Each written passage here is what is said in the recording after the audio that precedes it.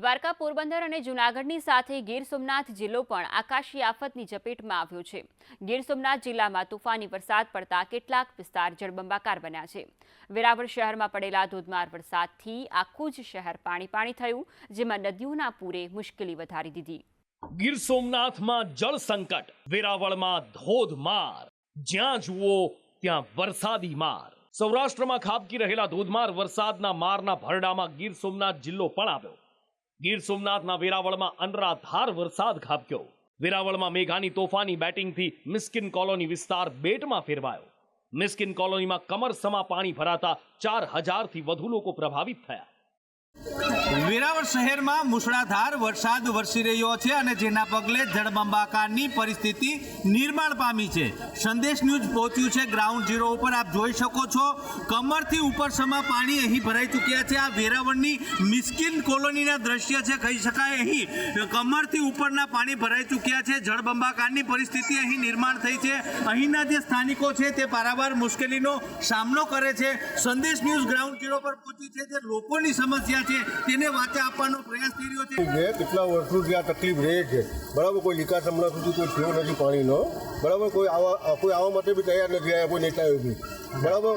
કોઈ એના આગેવાન છે એ બી કોઈ નથી આવતા, આ લોકોને કોઈ જોવા બી નથી આવતા, બરાબર। આ લોકો કેટલા ટાઈમ સુધી આમાં જિંદગી આમ ઓલો કરશે, બસર કરશે।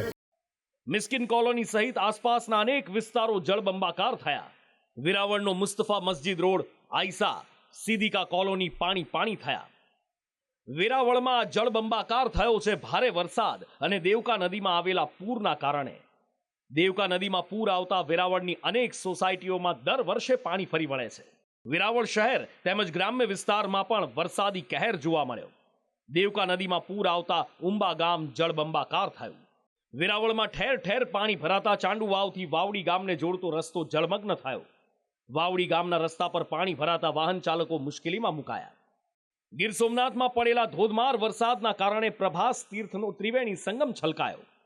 ગીર સોમનાથ જિલ્લા ઉપર મેઘરાજા મહેરબાન થયા છે અને જાણે બારે મેઘ ખાંગા થયા હોય તે રીતે 2 દિવસથી અનરાધાર વરસાદ વરસી રહ્યો છે। ખાસ કરીને હિરણ નદીમાં ઘોડાપૂર આવ્યા છે અને હિરણ નદીનું જે પાણી છે તે અહીંનો જે આપ જોવો છો પ્રભાસ તીર્થના ત્રિવેણી સંગમ ઉપર, અહીં હિરણ, કપિલા અને સરસ્વતી 3 નદીનો સંગમ થાય છે અને આ 3 નદીનો પ્રવાહ આગળ જોતા આપ જોઈ શકો છો તે સમુદ્ર સાથે આ 3 નદીનું મિલન થાય છે।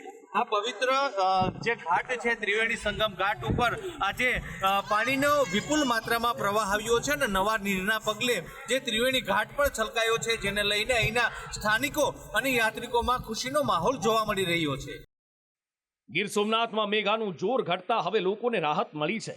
સાથે હવામાન વિભાગે ગીર સોમનાથમાં હવે સામાન્ય વરસાદની આગાહી કરતા લોકોને હાશકારો થયો છે। પણ જો મેઘો એકાએક ચડી આવે છે તો ગીર સોમનાથ વાસીઓની મુશ્કેલી અપાર થઈ શકે છે। બ્યુરો રિપોર્ટ, સંદેશ ન્યૂઝ।